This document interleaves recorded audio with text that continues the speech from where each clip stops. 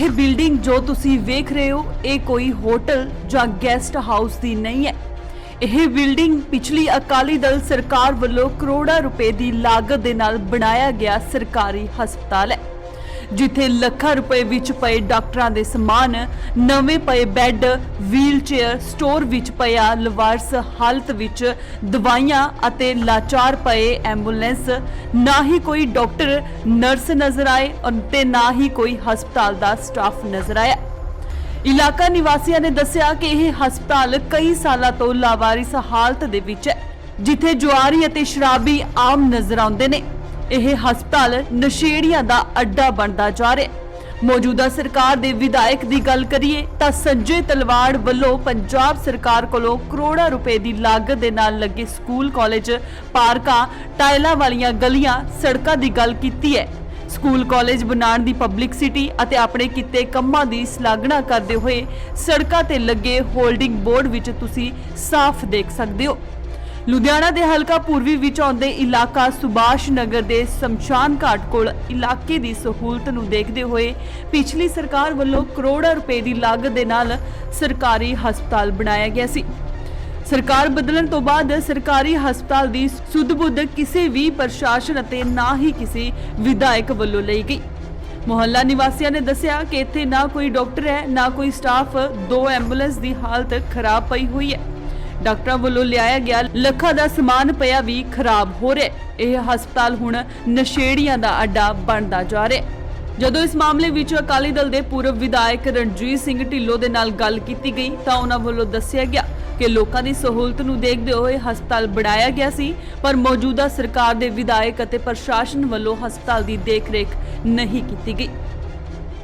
ਢਿੱਲੋਂ ਸਾਹਿਬ, ਇੱਕ ਸੁਭਾਸ਼ ਨਗਰ ਦੇ ਵਿੱਚ ਪਿਛਲੀ ਸਰਕਾਰ ਤੁਹਾਡੀ ਸੀਗੀ ਤੇ ਉਹਦੇ ਵਿੱਚ ਹਸਪੀਟਲ ਬਣਾਇਆ ਗਿਆ ਸੀ, ਸਰਕਾਰੀ ਹਸਪਤਾਲ। ਕਰੋੜਾਂ ਰੁਪਇਆ ਜਿਹੜਾ ਕਿ ਉਹਦੇ ਤੇ ਲਾਗਤ ਲੱਗੀ ਸੀਗੀ, ਮਸ਼ੀਨਰੀ ਜਿਹੜੀ ਲਗਾਈ ਆ, ਲੱਖਾਂ ਦੀ ਮਸ਼ੀਨਰੀ ਆਈ ਆ।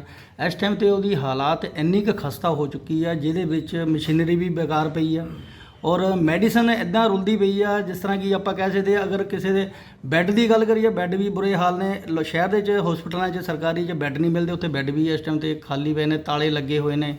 ਹਸਪੀਟਲ ਇਸ ਵੇਲੇ ਜਿੱਦਾਂ ਸ਼ਮਸ਼ਾਨ ਘਾਟ ਦੇ ਕੋਲ ਪਿਆ ਹੋਇਆ, ਇੱਦਾਂ ਲੱਗਦਾ ਕਿ ਉਹ ਇਸ ਵੇਲੇ ਲਵਾਰਸ ਔਰ ਆਖਰੀ ਸਾਹ ਲੈ ਰਿਹਾ ਹੈਗਾ। ਦੇਖੋ, ਹਸਪਤਾਲ ਲੋਕਾਂ ਦੇ ਇਲਾਜ ਲਈ ਬਣਾਏ ਜਾਂਦੇ ਨੇ, ਸਰਕਾਰਾਂ ਬਣਾਉਂਦੀਆਂ ਨੇ, ਪਰ ਅੱਜ ਮੈਂ ਤੁਹਾਡੀ ਗੱਲ ਨਾਲ ਬਿਲਕੁਲ ਇਹਨੂੰ ਇੰਡੋਸ ਕਰਦਾ ਵੀ ਉਹ ਹਸਪਤਾਲ ਬਿਮਾਰ ਆ। ਬਿਮਾਰੀ ਦਾ ਕਾਰਨ ਹੈ ਕਿ ਸਾਡੀ ਸਰਕਾਰ ਵੇਲੇ ਅਸੀਂ 3000 ਗਜ ਦੇ ਵਿੱਚ 5 ਕਰੋੜ ਰੁਪਈਆ ਲਾ ਕੇ 30 ਬੈੱਡਾਂ ਦਾ ਹਸਪਤਾਲ, 5 ਪ੍ਰਾਈਵੇਟ ਰੂਮ, 7 OPDਆਂ ਵਾਲਾ ਹਸਪਤਾਲ ਬਣਾਇਆ ਸੀ, ਕਿਉਂਕਿ ਉਹ ਇਲਾਕਾ ਨੀਡੀ ਆ। ਉਹ ਇਲਾਕਾ ਮਿਹਨਤ ਮਜ਼ਦੂਰ ਕਰਨ ਵਾਲੇ ਲੋਕਾਂ ਦਾ ਇਲਾਕਾ, ਫੌਰੀ ਇਲਾਜ ਕਰਾਉਣ ਵਾਸਤੇ ਉਹਨਾਂ ਵਾਸਤੇ ਅਸੀਂ ਪ੍ਰਬੰਧ ਕੀਤਾ ਸੀ, ਤਾਂ ਜੋ ਸਾਡੇ ਮਜ਼ਦੂਰ ਭਰਾ ਸਾਡੇ ਆਪਣੇ ਪਰਿਵਾਰ ਦੇ ਮੈਂਬਰ ਹੀ ਨੇ ਉਹ, ਕਿਉਂਕਿ ਉਹਨਾਂ ਦੇ ਹਾਲਾਤ ਪਤਾ ਕੀ ਨੇ ਵੀ ਉਹ ਬਿਮਾਰੀ ਦੀ ਹਾਲਾਤ ਵਿੱਚ ਵੀ ਕੰਮਾਂ 'ਤੇ ਜਾਣਾ ਪੈਂਦਾ ਉਹਨਾਂ ਨੂੰ। ਇੱਕ ਦਿਨ ਵੀ ਛੁੱਟੀ ਨਹੀਂ ਕਰ ਸਕਦੇ, ਜੇ ਛੁੱਟੀ ਕਰਦੇ ਨੇ ਤਾਂ ਘਰ ਦੀ ਰੋਟੀ ਨਹੀਂ ਚੱਲਦੀ। ਅਸੀਂ ਉਹਨਾਂ ਲੋਕਾਂ ਦੇ ਨੀਡੀ ਲੋਕਾਂ ਦੇ ਵਾਸਤੇ ਹਸਪਤਾਲ ਬਣਾਇਆ ਸੀ, ਇੱਕ ਉਸ ਇਲਾਕੇ 'ਚ ਜਿਹੜਾ ਬਹੁਤ ਰਿਮੋਟ ਏਰੀਆ ਸੀ, ਜਿੱਥੇ ਬਹੁਤ ਜ਼ਰੂਰਤ ਸੀ। ਪਰ ਇਸ ਸਰਕਾਰ ਨੇ ਤੇ ਇਸ ਸਰਕਾਰ ਦੇ ਨੁਮਾਇੰਦੇ ਨੇ ਜਿਹੜਾ ਬੜਾ ਤਾੜੀਆਂ ਮਰਵਾਉਣ ਦਾ ਇੱਕ ਸ਼ੌਕੀਨ ਆ, ਕਦੇ 800 ਕਰੋੜ ਰੁਪਇਆ ਕਹਿ ਕੇ, ਕਦੇ 4000 ਕਰੋੜ ਰੁਪਇਆ ਕਹਿ ਕੇ ਤਾੜੀਆਂ ਤਾਂ ਮਰਵਾ ਰਿਹਾ ਲੋਕਾਂ ਨੂੰ, ਖੁਸ਼ ਤਾਂ ਕਰ ਰਿਹਾ, ਲੱਡੂ ਤਾਂ ਵੰਡ ਰਿਹਾ, ਪਰ ਹਕੀਕਤ ਤੁਸੀਂ ਅੱਜ ਸਾਹਮਣੇ ਜਾਂਦੀ ਹੈ। ਅਸਲੀਅਤ ਇਹ ਆ ਉਹਦੀ, ਇਸ MLA ਦੀ, ਕਿ ਵਿਕਾਸ ਦੇ ਨਾਂ 'ਤੇ ਵਿਨਾਸ਼ ਕੀਤਾ। ਔਰ ਜਿਹੜੇ ਪ੍ਰੋਜੈਕਟ ਅਸੀਂ ਲੈ ਕੇ ਆਏ ਸੀ, ਜਿਹੜੀਆਂ ਚੀਜ਼ਾਂ ਅਸੀਂ ਸਮਾਰਕ ਬਣਾਏ ਸੀ, ਅਸੀਂ ਜਿਹੜੇ ਏਡੀਆਂ ਬਿਲਡਿੰਗਾਂ ਬਣਾ ਕੇ ਦੇ ਗਏ ਸੀ, ਇਹ ਉਹਨੂੰ ਚਲਾ ਨਹੀਂ ਸਕੇ। ਜਦੋਂ ਇਸ ਮਾਮਲੇ ਦੇ ਵਿੱਚ ਹਲਕਾ ਪੂਰਬੀ ਦੇ ਆਮ ਆਦਮੀ ਪਾਰਟੀ ਦੇ ਇੰਚਾਰਜ ਦਲਜੀਤ ਸਿੰਘ ਭੋਲਾ ਨਾਲ ਗੱਲ ਕੀਤੀ ਗਈ ਤਾਂ ਉਹਨਾਂ ਨੇ ਕਿਹਾ ਕਿ ਅਕਾਲੀ ਦਲ ਸਰਕਾਰ ਅਤੇ ਕਾਂਗਰਸ ਸਰਕਾਰ ਦੋਨਾਂ ਸਰਕਾਰਾਂ ਵੱਲੋਂ ਹਸਪਤਾਲ ਦੀ ਦੁਰਦਸ਼ਾ ਖਰਾਬ ਕੀਤੀ ਹੈ। ਵਿਕਾਸ ਦੀਆਂ ਗੱਲਾਂ ਤਾਂ ਕਰੋੜਾਂ ਵਿੱਚ ਬਹੁਤ ਕਰਦੇ ਨੇ, ਪਰ ਇਹ ਸਾਰਾ ਵਿਕਾਸ ਬੜੇ ਹੋਲਡਿੰਗ ਬੋਰਡ ਤੇ ਹੀ ਲੱਗਾ ਦਿਖਾਈ ਦੇ ਰਿਹਾ, ਪਰ ਆਮ ਜਨਤਾ ਦੇ ਇਲਾਜ ਦੀ ਸੁਵਿਧਾ ਕਿਤੇ ਵੀ ਨਜ਼ਰ ਨਹੀਂ ਆਉਂਦੀ। ਲੋਕਾਂ ਨੂੰ ਇਸ ਵੇਲੇ ਸੁਵਿਧਾ ਪ੍ਰੋਪਰ ਨਹੀਂ ਮਿਲ ਰਹੀ, ਹਸਪੀਟਲ ਨਹੀਂ ਮਿਲ ਰਿਹਾ। ਅਗਰ ਸਰਕਾਰੀ ਗੱਲ ਕਰੀਏ ਸਿਵਲ ਹਸਪਤਾਲ ਦੀ, ਲੋਕੀ ਉੱਥੇ ਤੱਕ ਨਹੀਂ ਪਹੁੰਚ ਸਕਦੇ। ਐਂਬੂਲੈਂਸ ਇਸ ਟਾਈਮ ਤੇ ਦੋਨੇ ਹੀ ਉਹਨਾਂ ਦੀ ਹਾਲਾਤ ਇੰਨੀ ਕੁ ਮਾੜੀ ਆ। ਸ਼ਮਸ਼ਾਨ ਘਾਟ ਦੇ ਕੋਲ ਹਸਪੀਟਲ ਆ, ਇਸ ਵੇਲੇ ਜਿਹੜਾ ਹਸਪੀਟਲ ਸਰਕਾਰੀ ਬਣਿਆ ਹੈ ਇਹ ਵੀ ਇਸ ਵੇਲੇ ਬਿਮਾਰ ਪਿਆ ਹੋਇਆ। ਇੱਥੇ ਜਿਹੜੀ ਲੁਧਿਆਣਾ ਦੀ ਗੱਲ ਕਰੀਏ ਤਾਂ ਲੋਕਾਂ ਵਾਸਤੇ ਕੀ ਸਹੂਲਤਾਂ ਇੱਥੇ ਦੀਆਂ ਜਿਹੜੀਆਂ ਪਿਛਲੀ ਸਰਕਾਰ ਨੇ ਵੀ ਨਹੀਂ ਦਿੱਤੀਆਂ, ਅਗਲੀ ਸਰਕਾਰ ਨੇ ਵੀ ਨਹੀਂ ਦਿੱਤਾ, ਉਹਦੇ ਬਾਰੇ ਅਸੀਂ ਗੱਲ ਕਰ ਰਹੇ ਹਾਂ। ਜਿਹੜਾ ਤੁਸੀਂ ਦੇਖ ਕੇ ਆਓ, ਅੱਜ ਦੇਖਿਆ ਸਾਰਾ ਹਾਲਾਤ ਦੇਖੇ ਨੇ ਵਿਧਾਨ ਸਭਾ ਹਲਕਾ ਪੂਰਬੀ ਦੇ, ਉਹ ਤੁਸੀਂ ਆਪ ਜਾਣੋ ਕਿਉਂਕਿ ਮੀਡੀਆ ਲੋਕਤੰਤਰ ਦਾ ਚੌਥਾ ਥੰਮਾ। ਤੁਸੀਂ ਦੇਖਿਆ ਹੋਣਾ ਵੀ ਹਾਲਾਤ ਉੱਥੇ ਵੱਧ ਤੋਂ ਬੱਤਰ ਨੇ, ਨਾ ਕੋਈ ਉੱਥੇ ਡਾਕਟਰ ਆ, ਨਾ ਕੋਈ ਉੱਥੇ ਆਪਰੇਸ਼ਨ ਮਸ਼ੀਨ ਆ, ਨਾ ਕੋਈ ਉੱਥੇ ਦਵਾਈ ਆ, ਤੇ ਨਾ ਕੋਈ ਉੱਥੇ ਮਤਲਬ ਕਿ ਚੌਕੀਦਾਰ ਤੱਕ ਵੀ ਹੈ ਨਹੀਂਗਾ। ਔਰ ਮਤਲਬ ਕਿ ਮੇਰਾ ਖਿਆਲ ਆ ਵੀ ਨਸ਼ਿਆਂ ਦਾ ਅੱਡਾ ਬਣਿਆ ਹੈ, ਤੁਸੀਂ ਆਪ ਦੇਖ ਕੇ ਆਏ ਉੱਥੇ, ਔਰ ਕੋਈ ਉੱਥੇ ਇਲਾਜ ਨਹੀਂ ਹੈਗਾ। ਵਿਧਾਨ ਸਭਾ ਹਲਕਾ ਪੂਰਬੀ ਦੇ ਐਮਐਲਏ ਸਾਹਿਬ ਨੇ 4000 ਕਰੋੜ ਦੇ ਬੋਰਡਾਂ ਉੱਤੇ ਮਤਲਬ ਕਿ ਲਿਖ ਕੇ ਵਿਕਾਸ ਕਰਤਾ, ਪਰ ਧਰਤੀ ਤੇ ਕੋਈ ਵਿਕਾਸ ਨਹੀਂ ਹੋਇਆ। ਤੇ ਇਹ ਹਾਲਾਤ ਇੱਥੇ ਇਕੱਲੇ ਨਹੀਂ, ਇਸ ਤਰ੍ਹਾਂ ਨਹੀਂ, ਪੂਰੇ ਹਲਕਾ ਪੂਰਬੀ ਦੇ ਵਿੱਚ ਇਹੀ ਹਾਲਾਤ ਆ। ਕਿਸੇ ਨੂੰ ਸਿਹਤ ਸੇਵਾਵਾਂ ਦੀ ਬਲਕਿ ਸਹੂਲਤ ਹੈ ਨਹੀਂ ਗੀ, ਕਿਸੇ ਨੂੰ ਦਵਾਈ ਦੀ ਸਹੂਲਤ ਹੈ ਨਹੀਂ, ਕਿਸੇ ਨੂੰ ਪੜ੍ਹਾਈ ਦੀ ਸਹੂਲਤ ਹੈ ਨਹੀਂ, ਤੇ ਕਿਸੇ ਨੂੰ ਨੌਕਰੀ ਦੀ ਸਹੂਲਤ ਹੈ ਨਹੀਂ। ਤੇ ਇਹ ਹਾਲਾਤ ਇਕੱਲੇ ਇਸ ਹਲਕੇ ਦੇ ਇਸ ਹਲਕਾ ਪੂਰਬੀ 'ਚ ਨਹੀਂ, ਇਹ ਵਾਰਡ ਨੰਬਰ 1 ਤੋਂ ਲੈ ਕੇ 19 ਵਾਰਡ ਨੇ, 19 ਵਾਰਡਾਂ ਦੇ ਵਿੱਚ ਇਹ ਹਾਲਾਤ ਨੇ। ਸੀਵਰੇਜ ਸਿਸਟਮ ਜਾਮ ਪਿਆ ਵਾ, ਪਾਣੀ ਸਾਫ਼ ਸੁਥਰਾ ਨਹੀਂ ਮਿਲ ਰਿਹਾ, ਤੇ ਇੰਨੇ ਹਾਲਾਤ ਮਾੜੇ ਨੇ।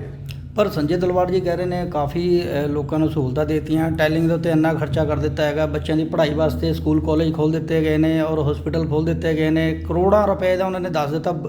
ਜਗ੍ਹਾ ਤੁਸੀਂ ਹੋਰਡਿੰਗ ਬੋਰਡ ਦੇਖੋ ਉਹਨਾਂ 'ਤੇ ਲੱਗੇ, ਮੇਰਾ ਲੱਗਦਾ ਕਿ ਹੋਰਡਿੰਗ ਬੋਰਡ ਦੇ ਉੱਤੇ ਵੀ ਤੁਸੀਂ ਖਰਚਾ ਦੇਖ ਲਿਆ ਹੋਣਾ ਕਿੰਨਾ ਕੁ ਕੀਤਾ ਹੈਗਾ। ਮੈਂ ਉਹੀ ਤੁਹਾਨੂੰ ਦੱਸਣਾ ਚਾਹੁੰਦਾ ਵੀ ਐਮਐਲਏ ਸਾਹਿਬ ਨੇ ਜਿਹੜੇ ਹਲਕਾ ਪੂਰਬੀ ਦੇ ਕਾਂਗਰਸ ਦੇ, ਉਹਨਾਂ ਨੇ ਹੋਲਡਿੰਗ ਬੋਰਡਾਂ ਦੇ ਫਲੈਕਸ ਬੋਰਡਾਂ ਦੇ ਉੱਤੇ ਲਿਖ ਕੇ ਵਿਕਾਸ ਕੀਤਾ ਵਾ। ਤੁਸੀਂ ਦੇਖੋ ਕਾਲਜ ਦੀ ਗੱਲ ਕਰਦੇ ਆ, ਉੱਥੇ ਜਿਹੜੇ ਆਸੇ-ਪਾਸੇ ਜਿੱਥੇ ਬੱਚਿਆਂ ਨੇ ਵਿਦਿਆਰਥੀਆਂ ਨੇ ਕਾਲਜ ਜਾਣਾ, ਤੇ ਉੱਥੇ ਸੀਵਰੇਜ ਸਿਸਟਮ ਜਾਮ ਪਿਆ ਵਾ।